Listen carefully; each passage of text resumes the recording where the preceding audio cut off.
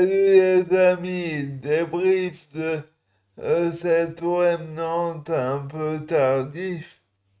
On a vu un OM en maîtrise sur la première mi-temps, qui a été bon globalement, qui s'est procuré des occasions, mais en deuxième mi-temps, après le premier but, il y a eu une forme de relâchement. On aurait pu se faire égaliser malheureusement. Et l'équipe, elle procédait en contre au stade Vélodrome. C'était étonnant, on voyait une équipe de Nantes qui se procurait des occasions. Alors je pense que l'entrée de Kondogbia et de Jean Nana a déséquilibré l'équipe parce que Harit et Ndiaye n'étaient plus à l'aise pour percuter, pour garder le ballon. Et du coup, l'équipe, comme il y a eu un milieu défensif supplémentaire, et elle a eu du mal à construire ses actions. Bon, il y avait la fatigue du match de jeudi contre Villarreal, ok, elle a fait 4-0, la récupération un peu difficile. Et voilà, et du coup, on a vu une équipe où Aubameyang avant son doublé, il s'agaçait de la façon dont ses partenaires lui donnaient les ballons.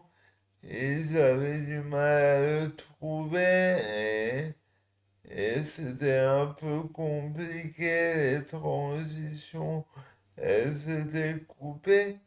Et puis, il est arrivé le deuxième but d'Aubameyang et qui a fait encore un match d'une efficacité incroyable. Il faut s'arrêter sur ce joueur parce que autant pendant 2, 3 mois il n'a pas planté un but, là depuis même quand il y avait Gattuso ça allait un peu mieux on va dire. Depuis le début janvier il empile les buts. Il a marqué à la même période, il a marqué plus de buts que Didier Drogba et plus de buts que Alexis Sanchez sur l'année dernière.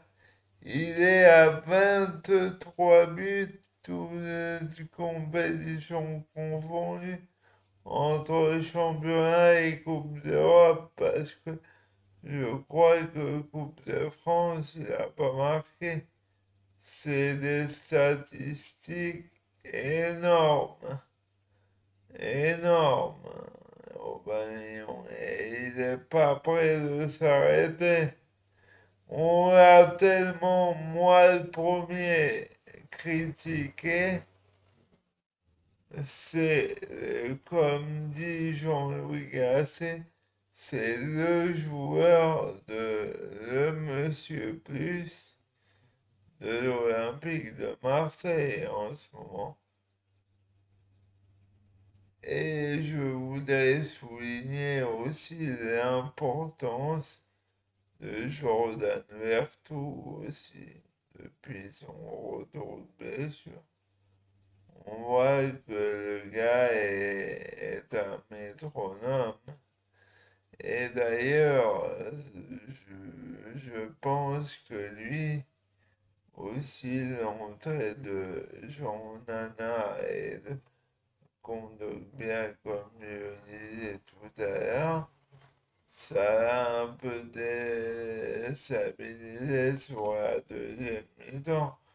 Mais première mi-temps, il est très important et c'est vraiment un très très bon joueur qui a fait une très bonne carrière en Italie.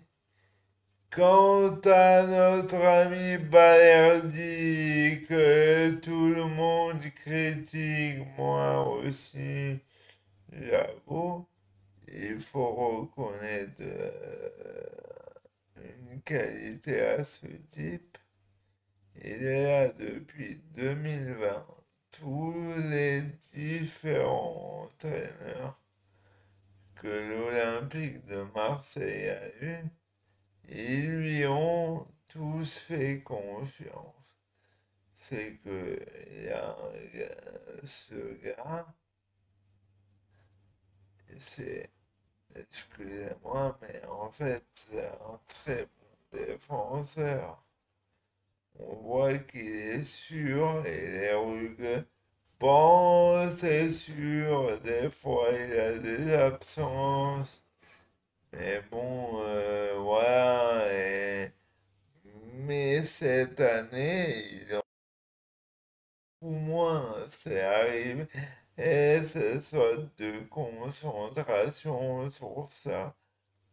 Un match, mais voilà, c'est incroyable. C'est la progression et la persévérance de ce garçon.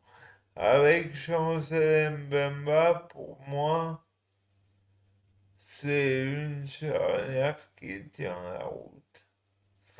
Même pas Moméité, c'est un très très bon défense.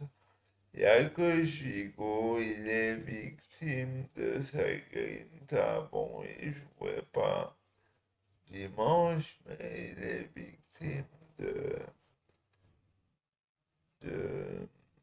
son engagement, de ses excès.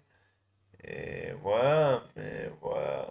Donc l'OM continue, c'est bien. Et maintenant, rendez-vous jeudi contre Villarreal. Attention au piège. Attention avec cette confiance.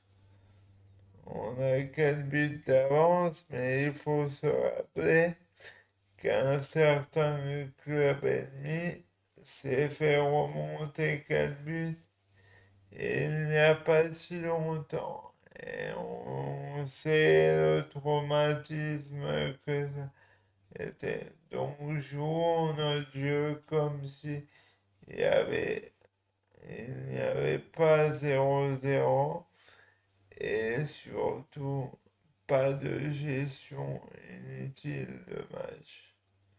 Voilà les amis, allez OM, l'aventure continue et surtout une très belle fin de saison. On l'espère tous.